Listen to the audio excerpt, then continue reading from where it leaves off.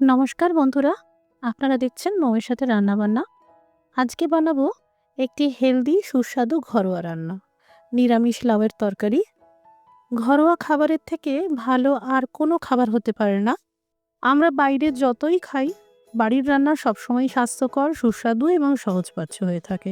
একবার এইভাবে লাউ রান্না করুন, আশা করছি আপনাদের ভালো লাগবে। ভাত বা রুটি যেরকম ইচ্ছে সেভাবেই খেতে পারবেন। রেসিপিগুলি ভালো লাগলে লাইক দিয়ে শেয়ার করে দেবেন।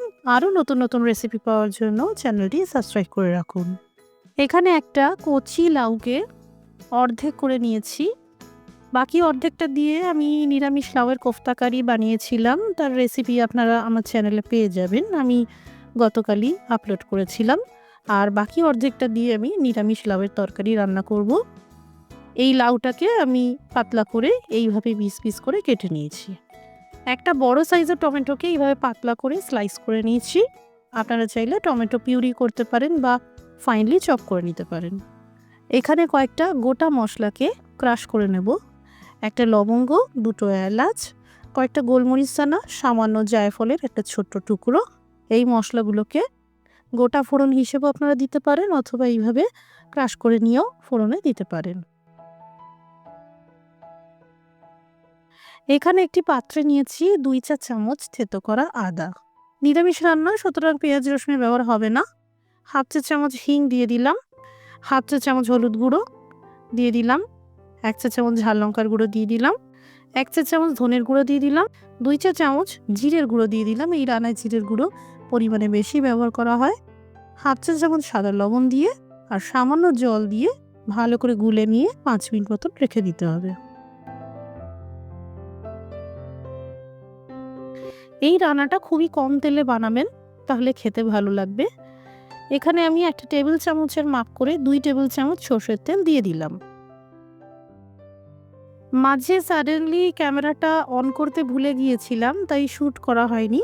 এখানে বলে দিই, গোটা জিরে, একটা শুকনো লঙ্কা আর ওই ক্রাশ করা মশলাটা আমি ফোড়নে দিয়েছিলাম আর 1 মিনিট মতন ভেজে নিয়েছি।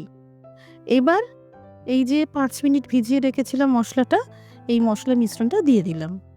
মোটামুটি 2-3 মিনিট মতন ভেজে নিচ্ছি।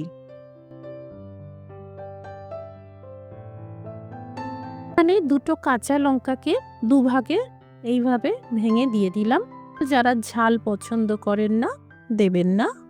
এই মশলা ভাজতেই দিয়ে দিলাম কেটে রাখা টমেটো। টমেটো ভাজার সময় যাতে খুব তাড়াতাড়ি সফট হতে পারে, তার জন্য আমি সামান্য করে লবণ দিয়ে দিলাম।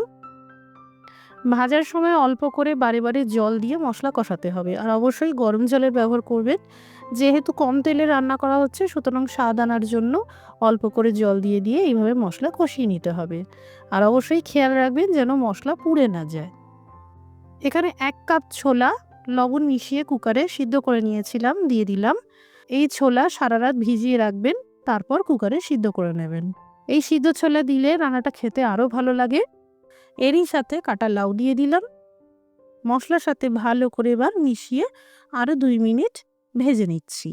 অনেকেরই এমন ভুল ধারণা থাকে যে কম তেলের রান্নার স্বাদ আসে না। এটা একদমই ভুল ধারণা। এই রকম কম তেলের রান্নার স্বাদ আনতে সবজির ফ্লেভারটাকে বের করতে হবে। তার জন্য এইভাবে কম আঁচ করে ঢেকে 3 মিনিট রান্না করে নিতে হবে। এই পর্যায়ে কোনো রকম জল দেওয়া যাবে না। এতে ভাপে রান্না হবে আর লাউয়ের ভেতরে যে জলটা রয়েছে সেটা বেরোতে শুরু করবে, আর এটাই রান্নার স্বাদকে অনেকটাই বাড়িয়ে দেবে।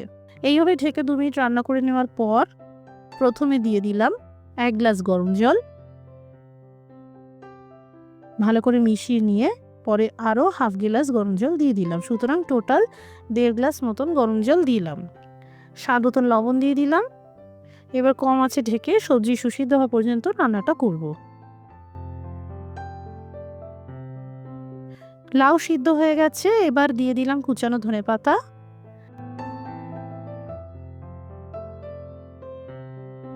1 চা চামচ চিনি আর 1/2 চা চামচ গরম মশলার গুঁড়ো। সব উপকরণগুলো আবারও ভালো করে মিশিয়ে নিলাম। এবার আঁচটা বন্ধ করে নামিয়ে নেব। তৈরি হয়ে গেল নিরামিষ লাউয়ের তরকারি।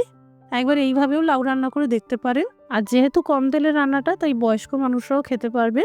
বাড়িতে বানালে কমেন্ট করে জানাতে পারেন কেমন তৈরি হলো। রেসিপিটি দেখার জন্য অসংখ্য ধন্যবাদ। সবাই ভালো থাকুন, সুস্থ থাকুন।